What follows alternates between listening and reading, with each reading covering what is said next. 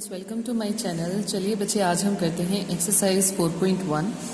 इसे एक्सरसाइज को स्टार्ट करने से पहले इसमें कुछ टर्म्स यूज की गई हैं, जैसे कांस्टेंट, वेरिएबल, एक्सप्रेशन और इक्वेशन। इनका मीनिंग पहले जान लेते हैं, फिर एक्सरसाइज स्टार्ट करते हैं। आपका सबसे पहला वर्ड है कांस्टेंट। कांस्टेंट का मतलब होता है जिसकी वैल्यू फिक्स होती है। जैसे वैल्यू फिक्स होने का मतलब है कि जिसकी वैल्यू कभी भी चेंज नहीं होगी। फॉर एग्जाम्पल, जैसे आप कोई भी एक नंबर ले लीजिए, जैसे 3, 10, 9, 5। इनकी वैल्यूज हमेशा फिक्स होती है। मीनिंग, अगर आप 3 लिखते हो, ये सिंबल जो लिखा है इसका नेम है 3, और ये 3 ही चीजों को डिनोट करेगा। जैसे मैंने सिर्फ 3 फिंगर्स शो की हुई है, 1, 2, 3, तो ये 3 को ही शो कर रहा है, 4 को शो नहीं कर रहा है। इसकी वैल्यू फिक्स है। इसी तरीके से जो बाकी नंबर्स हैं वो भी फिक्स्ड हैं, तो वो फिक्स्ड नंबर्स को शो करते हैं, तो इन्हें हम कहते हैं कि ये कांस्टेंट है। नेक्स्ट आता है हमारे पास कि वेरिएबल क्या होता है।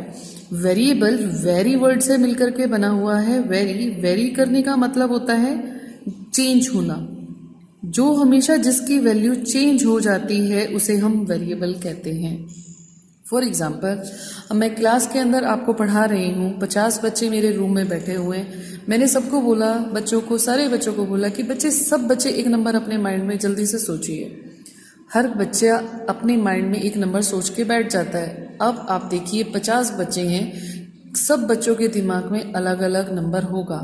कुछ के मैच भी कर रहे होंगे, पर ज़्यादातर उसमें चांसेस हैं कि 40% बच्चे, उसमें से 50 बच्चे हैं, तो ये लगा लीजिए आप 40 बच्चों के दिमाग में अलग नंबर ही होगा।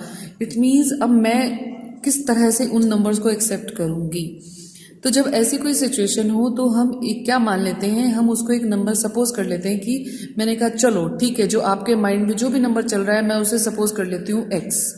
मैंने मान लिया कि नंबर क्या है, let the number is x, कि सबके माइंड में जो नंबर चल रहा है मैंने x मान लिया। मुझे क्या पता कि क्या नंबर चल रहा है, तो ये आपका वेरिएबल होगा। इसको अब जैसे मैंने बच्चे से पूछना शुरू किया कि हाँ जी रीटा, आपके कितने एक्स क्या है, तो वो कहेगी मैम मैंने तो एक्स क्या सोचा है। अब जैसे हर बच्चे से मैंने मान लो 5 बच्चों से पूछा एक्स की वैल्यू, तो 5 ने मुझे क्या कहा। पहले ने कहा कि मैम 4 सोचा था, दूसरा कहता मैंने 10 सोचा था, तीसरा मुझे कहता मैंने 9 सोचा था, चौथा कहता मैंने 500 सोचा था।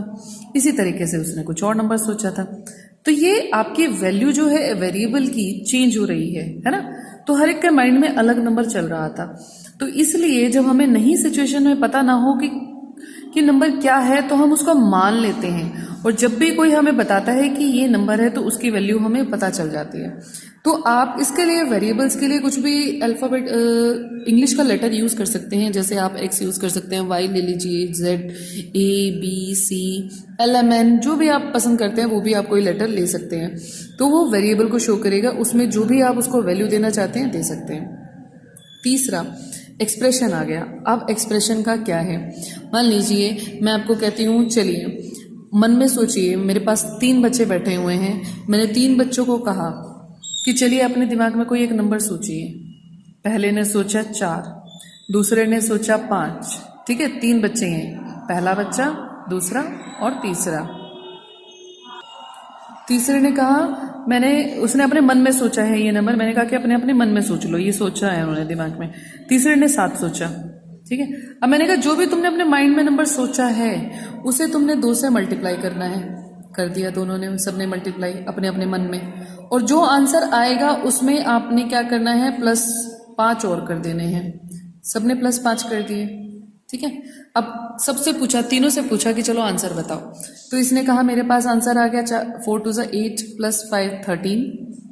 इसने कहा मेरे पास आंसर आ गया 5 2 +10 5 15। और इसके पास कितना आ गया, 7 2 14 +5, यानी कि कितना आ गया 19।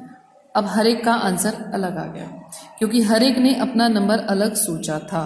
अब इस तरह की कोई सिचुएशन आए कि आपको अब ये तीनों के लिए अलग अलग था, तीनों ने अपने अलग अलग माइंड में सोचा। अगर मैं उन्हें कहूँ कि कोई भी नंबर, क्योंकि वो कोई भी नंबर सोच रहे हैं, तो इसकी जगह अगर मैं एक्स बना दूं, एक इक्वेशन, जनरल इक्वेशन बना दूं कि जैसे ये नंबर जो उन्होंने सोचा है उसकी जगह एक्स आ गया। कोई भी एक नंबर, उसे पहले आपने 2 से मल्टीप्लाई करना है, और उसी के अंदर आपने क्या करना है, 5 ऐड कर देना है। तो जो ये आपको मिला है इसे कहते हैं एक्सप्रेशन। अब यहाँ पर x की वैल्यू आप जो मर्जी आपके मन में आए आप पुट कर सकते हैं। तो ये बन गया आपका एक्सप्रेशन, ठीक है। इसे एक्सप्रेशन कहते हैं। इसे हम इस तरह से लिख देते हैं, जैसे 2 आगे लिखेंगे 2x + 5। ये आप एक्सप्रेशन में आपके पास वेरिएबल्स होते हैं, कांस्टेंट्स होते हैं और कुछ ऑपरेशंस होते हैं मैथमेटिकल, जैसे प्लस, माइनस, मल्टीप्लाई और डिवाइड। अब जब आपके पास एक्सप्रेशन बन गया तो आप इसके अंदर, जैसे तीनों बच्चों को काम दिया गया था वैल्यू पुट करने का, तो इस x की जगह अब वो कोई भी नंबर पुट करके उसकी वैल्यू फाइंड आउट कर सकते हैं। अब इक्वेशन क्या होती है? जब आप इस एक्सप्रेशन को इक्वल्स टू में क्या रखें, 0 रख दें या कोई नंबर, आप कुछ भी नंबर लिख दें, जैसे हमने यहाँ पर 16 लिख दिया, या फिर इसके इक्वल्स में हम कोई और एक्सप्रेशन लिख देते हैं, जैसे 4x - 9। तो ये आपकी इक्वेशन बन जाती है। इक्वेशन में बस आपने ये ध्यान रखना है कि बीच में इक्वल का साइन आ जाए तो वो इक्वेशन हो जाती है। वैसे देखा जाए तो इक्वेशन में एक तरह से कंडीशन होती है वेरिएबल के ऊपर, ये कंडीशन लगा दी जाती है, कंडीशन ऑन वेरिएबल। मीन्स जब आपको एक्सप्रेशन दिया है तब आप उसमें कोई भी वैल्यू, एक्स वेरिएबल की जगह कोई भी वैल्यू अपनी मर्जी से पुट कर सकते हैं और अपना सॉल्यूशन निकाल सकते हैं। आपका हर बच्चे का, जैसे इस क्वेश्चन में आंसर अलग आया था, तो वो हर एक का एक्सप्रेशन में आंसर अलग आएगा। बट जब आप एक इक्वेशन की बात करते हैं तो आपको जैसे ये दे दिया, आपकी इक्वेशन बना दी 2x + 5 = 16, तो आपको कंडीशन दे दी इस वेरिएबल को कि जब आप सॉल्व करोगे तो यही होना चाहिए, इक्वल्स टू में 16। यानी कि x की वैल्यू हम यहाँ पे फाइंड आउट करेंगे किस तरह से, कि इस तरह से x की वैल्यू आपने इस एक्सप्रेशन में रखनी है कि आंसर 16 ही आए। तो ये कंडीशन हो गई आपके वेरिएबल के ऊपर, इसलिए ये आपकी एक इक्वेशन बन जाती है। फर्दर इक्वेशंस को बनाना कैसे है, सॉल्व कैसे करना है, वो एक्सरसाइज 4.1 में हम स्टार्ट करते हैं, ठीक है।